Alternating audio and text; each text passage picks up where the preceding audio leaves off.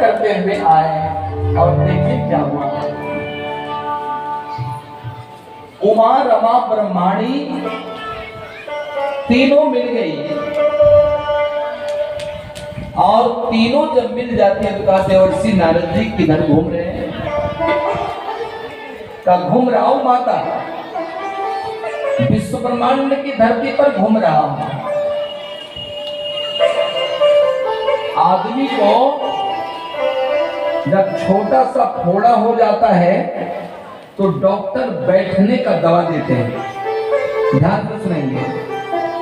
और जब वो बैठने वाला नहीं रहता है तब पकने का दवा देते हैं कि पकने के बाद इसका ऑपरेशन कर दूंगा। देवर्षि नारद जैसे महान विभूति भी भटक गए। कब?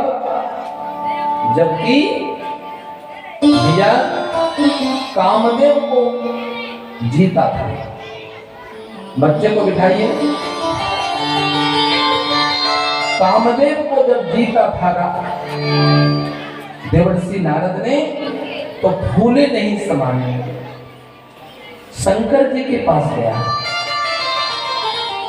संत को देखकर शंकर जी ने सोचा अब कथा सुनने को मिलेगी।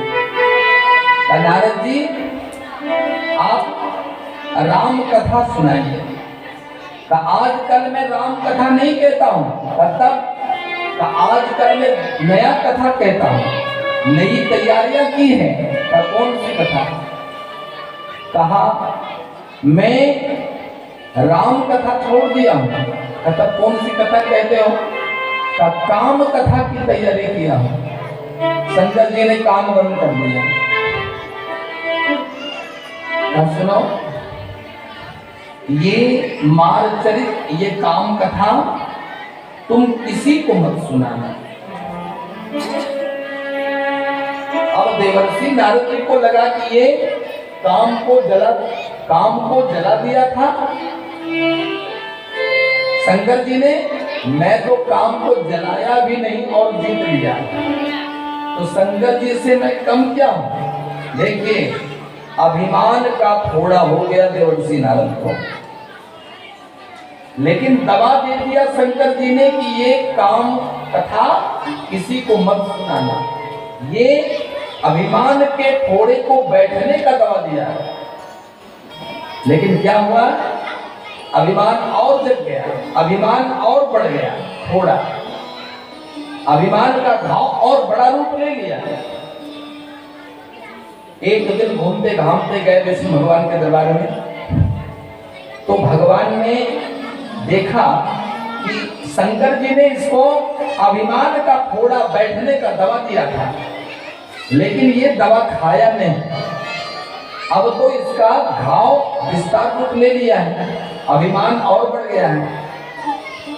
जैसे भगवान नारायण के दरबार में पहुंचे ना, भगवान विष्णु दौड़ गए सिंहासन छोड़ करके और छाती से लगा दिया। पहले देवर्षि नारद भगवान विष्णु को साष्टांग प्रणाम करते थे, आज भगवान विष्णु ने छाती से लगाया और अपने सिंहासन पर बिठाया और अभिमान बढ़ गया। लक्ष्मी माता ने कहा इसका तो अभिमान और बढ़ा दिया आपने। का अभिमान रूपी फोड़े को बैठने का टैबलेट शंकर जी ने दिया, ये खाया नहीं, इसलिए अब इसके फोड़े को पका करके ऑपरेशन करना होगा, इसलिए बढ़ा दिया इसका अभिमान। नारद जी को लगा कि बाप रे बाप, अब मैं विष्णु से कम नहीं हूं, केवल मेरे पास लक्ष्मी नहीं है, लक्ष्मी हो जाएगी ना तो मैं इनसे कम नहीं रहूंगा। नारद जी आज दिन से आपका स्थान यहाँ है, चरण में नहीं और सिंहासन पर बैठे। और दिया उसको फूला कर। फूलना बढ़िया चीज नहीं है, फैलना अच्छा चीज है। आप फैलिए अच्छी बात है, लेकिन फूलना अच्छा नहीं है। किसी के भरोसे किसी को फूलना नहीं चाहिए, फैलना चाहिए। लताएं फैलती हैं। आज प्रभु की कृपा देखिए, काम विश्व मोहिनी का स्वयंवर है, मुझे अपना रूप दे दो, पूरा शरीर भगवान नारायण ने दे दिया शील निधि राजा की कन्या को प्राप्त करने के लिए, लेकिन परिणाम देखिए आज बंदर का मुंह दे दिया। आया था सुंदर बनने और बना के बंदर भेज दिया। सुंदर बनने आया, बंदर बना दिया, बड़ी परेशानी हो गई। बोले वृंदावन बिहारी लाल की जय। विश्व मोहनी जिधर जाती थी जयमाल लेकर उधर ही जाता था नारद, लेकिन नारद के गले में माला नहीं दिया। विश्व मोहनी लक्ष्मी के रूप में थी और भगवान विष्णु को ही वर्णित किया, नारद को लक्ष्मी नहीं मिली। क्रोधित होकर साफ दे दिया कि मैं पत्नी के वियोग में तड़प रहा हूं, आप भी तड़पोगे। ये पुरातन घटना का प्रतिफल है, पुरातन घटना है, आज की घटना नहीं। लेकिन देवर्षि नारद गलत रास्ते पर जा रहे थे, भगवान ने नहीं जाने दिया, उसके अभिमान के थोड़े को पका करके ऑपरेशन कर दिया। देखिए प्रभु की लीला, अभिमान अच्छी चीज नहीं है। अभिमान जिसको हो गया उसका पतन निश्चित होगा। इसलिए संतों ने कहा श्रीमन नारायण नारायण हरि हरि, नारायण नारायण हरि हरि, श्रीमन नारायण नारायण हरि हरि, श्रीमन नारायण नारायण हरि हरि, श्रीमन नारायण नारायण हरि, श्रीमन नारायण नारायण हरि हरि, श्रीमन नारायण नारायण हरि हरि, श्रीमन नारायण नारायण हरि हरि, श्रीमन नारायण नारायण हरि हरि, श्रीमन नारायण नारायण हरि हरि, श्रीमन नारायण नारायण हरि हरि,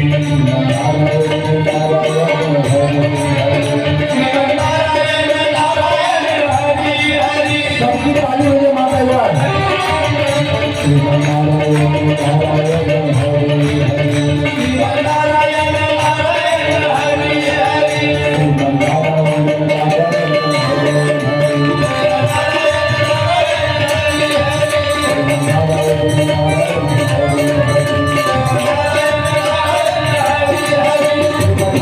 हरि हरि, प्रजापति कर्दम कहते हैं प्रजा सृजेति भगवान कर्दमो ब्रह्मणो दिता सरस्वत्याम तपस्ते सहस्राणाम समादस्ता। माता ध्यान से सुनेंगे। प्रजापति कर्दम जी के विवाह की तैयारियां हैं और आपसे हम पूछेंगे कि दो विवाह हुआ, एक राम जी का विवाह जानकी के साथ और एक पार्वती का विवाह शंकर जी के साथ। इन दोनों विवाह में आपको क्या फर्क पड़ता है? विवाह जब भी होती है तो किसी विवाह में कन्या परीक्षा देती है और किसी विवाह में वर परीक्षा देते हैं। आपको मैं बताता हूं, शंकर पार्वती का जब विवाह हुआ तो पार्वती मैया को परीक्षा देना पड़ा और राम जानकी का जब विवाह हुआ तो कन्या की परीक्षा नहीं हुई, यहाँ वर को परीक्षा देना पड़ा। कौन सी परीक्षा? धनुष जो तोड़ेगा उसी के साथ सीता का विवाह होगा। यह परीक्षा है। राम जानकी के विवाह में वर का परीक्षा, वर परीक्षा दी और पार्वती और शंकर जी के विवाह में कन्या को परीक्षा देना पड़ा, दुल्हन को परीक्षा देना पड़ा। आज ब्रह्मा जी ने कहा महाराज करदम विवाह कर लीजिए, एक सुंदर सी कन्या, संभ्रांत घर की बेटी, कुलीन परिवार की बेटी को चुनाव किया हूं, आपकी पत्नी बनने योग्य है, आप विवाह कर लीजिए। करदम ने सोचा कि हमको विवाह करके फंसाना चाहते हो, मैं विवाह नहीं करूंगा। और एक बात बताते हैं माता, विवाह का शाब्दिक अर्थ है दो तन और एक मन, दो तन और एक मन। पति का मन अलग हो, पत्नी की इच्छा अलग हो, तालमेल जब नहीं हो तो वह घर नरक बन जाएगा। लेकिन पति जो चाहते हैं वो पत्नी भी चाहती है, पत्नी जो चाहती है वो पति भी चाहते हैं, तो वह घर यदि नरक के मार्ग को पकड़ लिया है तो स्वर्ग बनने में देर नहीं लगेगी। याद रखना, अपने घर को बचाने के लिए दोनों पति पत्नी को तालमेल में जीना होगा। यदि आपकी बात पति नहीं मान रहे हैं और आप पति की बात नहीं मान रही हो तो आपका घर नरक बनने से कोई नहीं रोकेगा, वह घर नरक हो जाएगा। इसलिए माता, पति पत्नी में मेल हो, सामंजस्य हो, तभी आपका घर स्वर्ग जैसा होगा। आपसे निवेदन करता हूं कि पत्नी गलती करे तो पति को माफ करना चाहिए, और पति से गलती हो जाए तो पत्नी को माफ करना चाहिए। एक नौजवान ने कहा एक साधु से कि बाबा, मेरी पत्नी सुबह सुबह जगती है ना, 100 गाली देती है मुझे, 100 गालियां देती है। कहा तुम मेरे साथ चल, तेरे घर का झगड़ा मैं मिटा दूंगा। साधु ने कहा तेरे घर की लड़ाई में समाप्त कर दूंगा बेटा। कहा चलिए बाबा, बड़ी कृपा होगी। जगती है बिस्तर से और 100 गाली देती है तब कोई काम करती है मेरी पत्नी। अच्छा,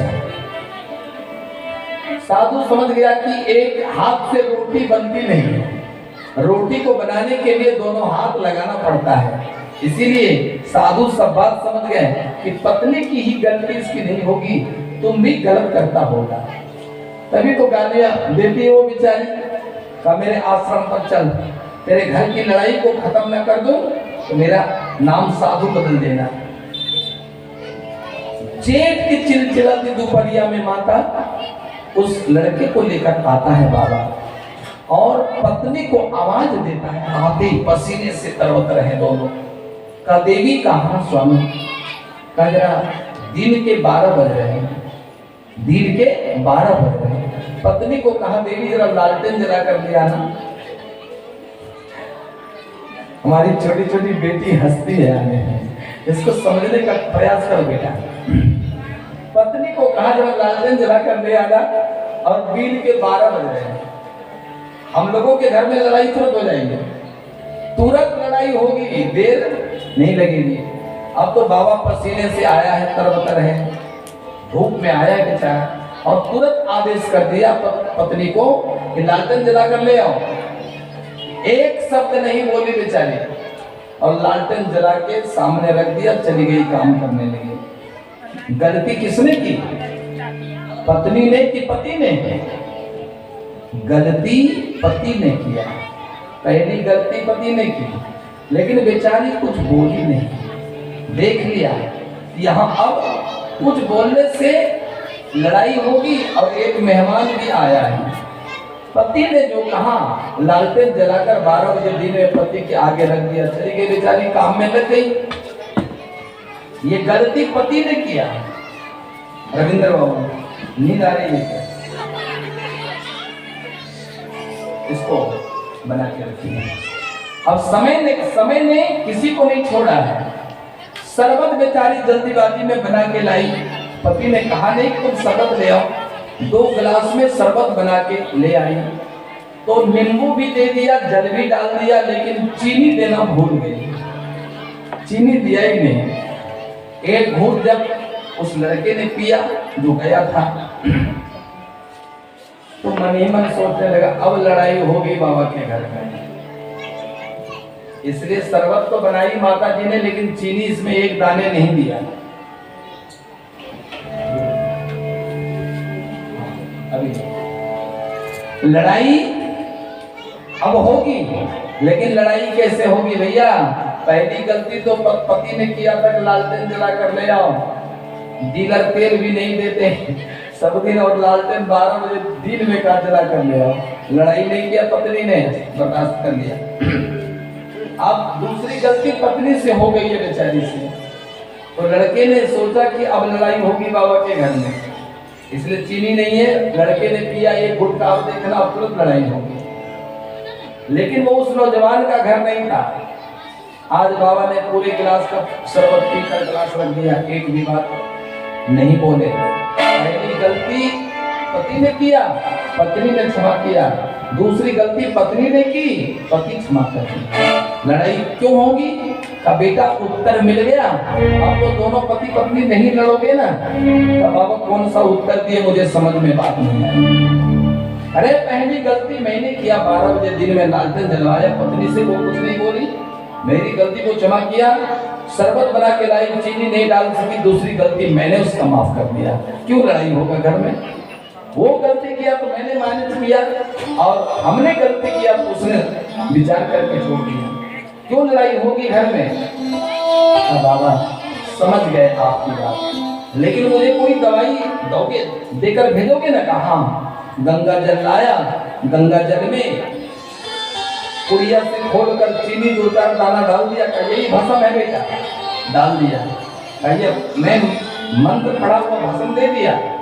जब तुम्हारी पत्नी सुबह जगे और गाली शुरू कर दे, हाँ देती है गाली, जब गाली शुरू करे, ये मुंह में पूरा पानी, मंत्र वाला पानी बोतल से मुंह में लेना, भर लेना, और जब तक तुम्हारी पत्नी बोलती रहे तो इस पानी को मुंह में रखना है। अब क्यों लड़ाई होगी? बेचारे के मुंह में पानी है भरा हुआ, पत्नी गाली दे रही है, लेकिन ये कुछ बोलता नहीं। लड़ाई एक तरफ से होती नहीं है। संत ने कोई मंत्र वाला जल नहीं दिया, साधारण गंगा जल दे दिया कि बेटा मुंह में रखना। जब पत्नी बोलना, गाली देना बंद कर दे, 20 मिनट बाद तब पानी निकल जाता है। 20 दिन ऐसा किया। पत्नी सोचने लगी अब तो मेरे पति इतने सीधे साधे भोले भाले हो गए, बेचारा कुछ बोलता नहीं, इतनी गालियां देते कुछ बोलते नहीं।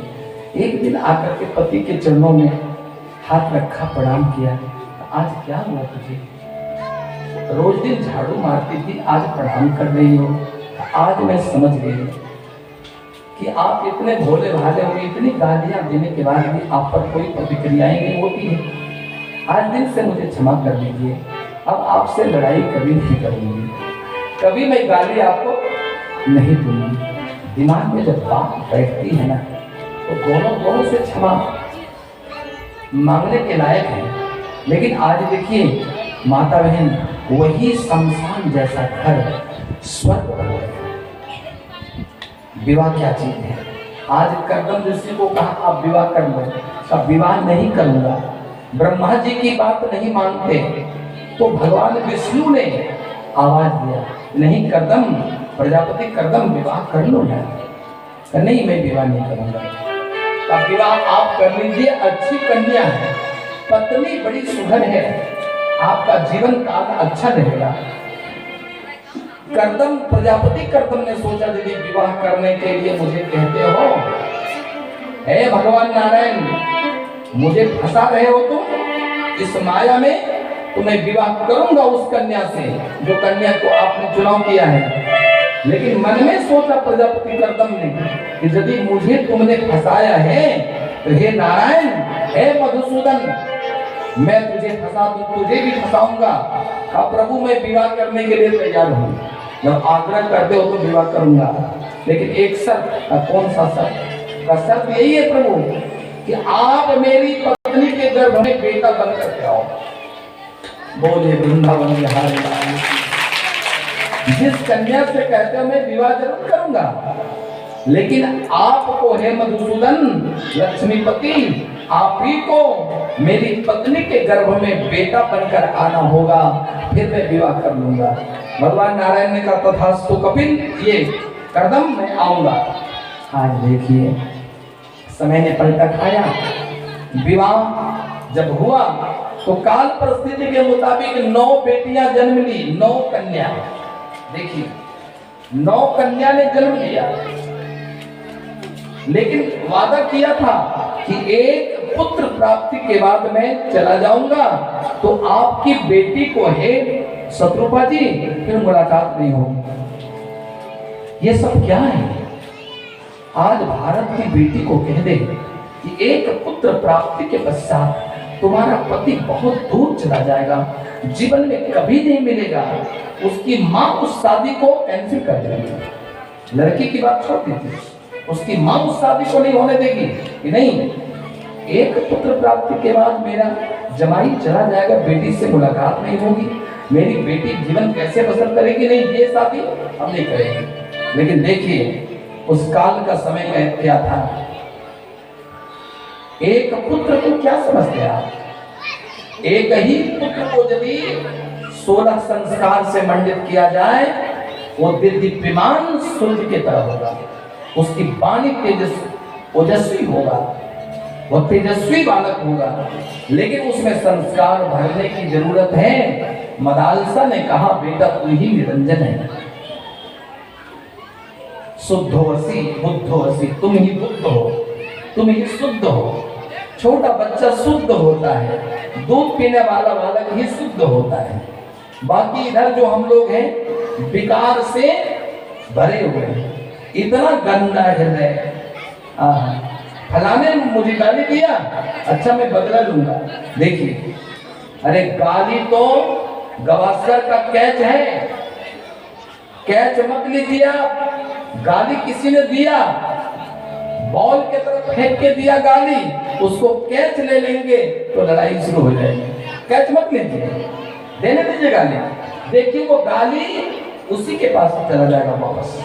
लेकिन ये हम सब्र नहीं कर सकते हैं, प्रतिक्रिया को रोक नहीं सकते हैं, जिसका परिणाम है ये द्वंद्व होता है, लड़ाइयाँ होती है, झगड़ा होता है। लेकिन माता अपने घर को सजाने के लिए आप दोनों पति पत्नी में प्रेम हो जाए, एक मन हो जाए, तन तो हो तो कोई बात नहीं, हो गई स्वाभाविक है। पत्नी का तन और पति का तन 2 तन, लेकिन मन एक हो। कथा से सुन के जाना, पति यदि बहुत क्रोध में आ गया, बहुत क्रोध में, तो आप बर्फ की तरफ बन के रहना। यदि घर को आप संतुलित वातावरण में रखना चाहती हैं, पति यदि पेट्रोल का रूप धारण कर लिया है, अर्थात अत्यंत क्रोध में आ गया है, तो आपको केरोसिन भी नहीं बनना है, आपको बिल्कुल बर्फ की तरह रहना है। खूब तेज आग लग गई है, उस पर काबू कौन पाएगा? पानी। यदि आप बर्फ की तरह हैं, पति बहुत प्रचंड क्रोध में है और आप बर्फ का प्रयोग कर दीजिए उस क्रोध रूपी अग्नि पर, तो वो काबू पा लेंगे, आप शांत हो जाएगा। लेकिन यदि पति एकदम प्रचंड क्रोध में पेट्रोल की तरह लहक रहा है और आप यदि केरोसिन भी बन जाइएगा ना, तो दोनों का तालमेल नहीं होगा, विकर्षण होगा आपके घर में।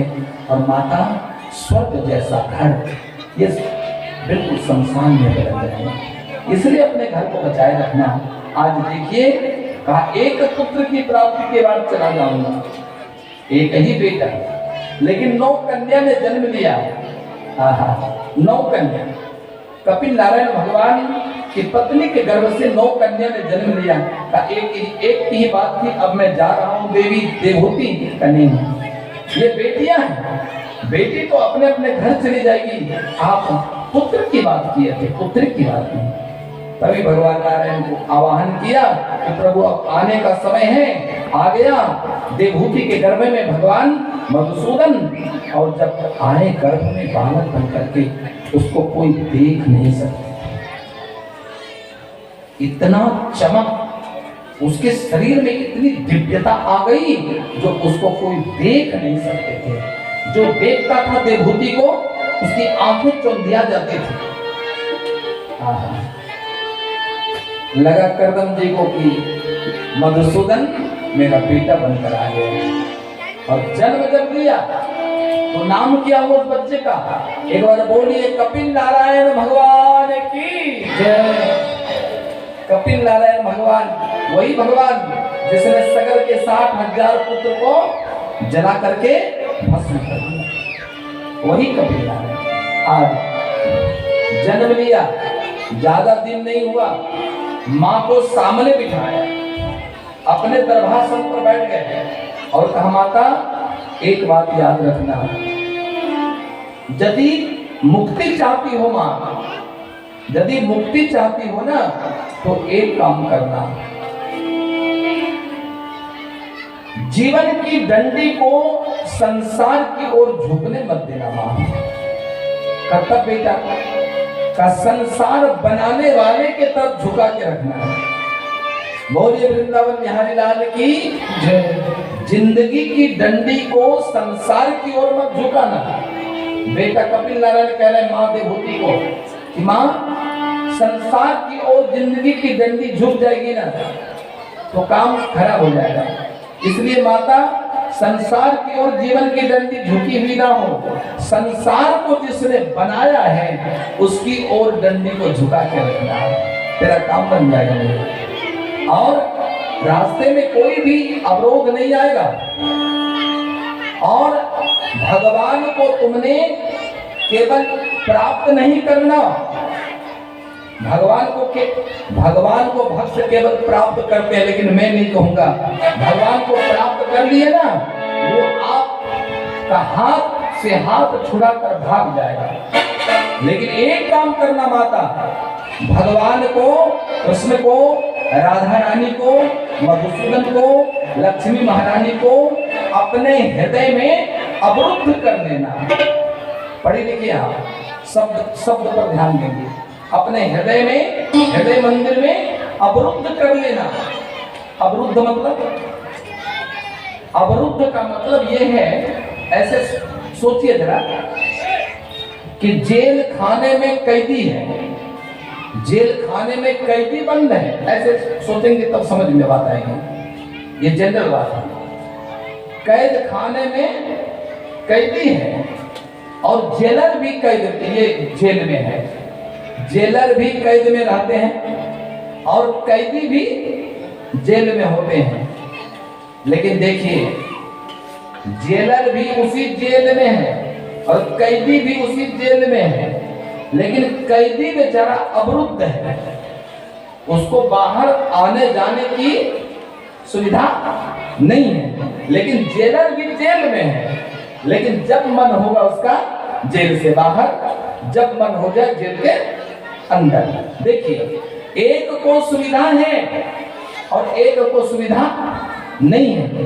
कैदी जेल के बिना इजाजत के बाहर नहीं जा सकते और फिर अंदर नहीं आ सकते, लेकिन कैदी को ये सुविधा नहीं है। लेकिन जेलर साहब को ये सुविधा है, जेलर साहब अंदर आ सकते हैं और फिर बाहर भी जा सकते हैं। ये लेकिन दोनों में अंतर है। जेलर अवरुद्ध नहीं है, लेकिन कैदी बेचारा अवरुद्ध है। इसलिए भगवान जिसके हृदय में अवरुद्ध हो जाए तो फिर वो निकलता नहीं है। भगवान को अपने हृदय में बसाना और मन की ताला चाबी ऐसे बंद कर देना ताकि ठाकुर इस हृदय मंदिर से निकलने ना पाए, आपका काम बनता रहेगा। जेलर के तरह जिंदगी नहीं हो, जब भी हो तो कैदी के तरह जिंदगी हो। कैदी बेचारा नहीं, भगवान को वैसे कैद में कर लेना, काम बन जाएगा। और आज ज्ञान का उपदेश देकर भगवान कपिल नारायण चले गए कहाँ? गंगा सागर की ओर। और उसी प्रजापति कपिल नारायण भगवान की बेटी ये कर्दम प्रजापति कर्दम ऋषि की बेटी की एक कमाल देख ले, उसके बाद मंगल आरती होगी। आज प्रभु की लीला देखिए। बोलिए वृंदावन बिहार।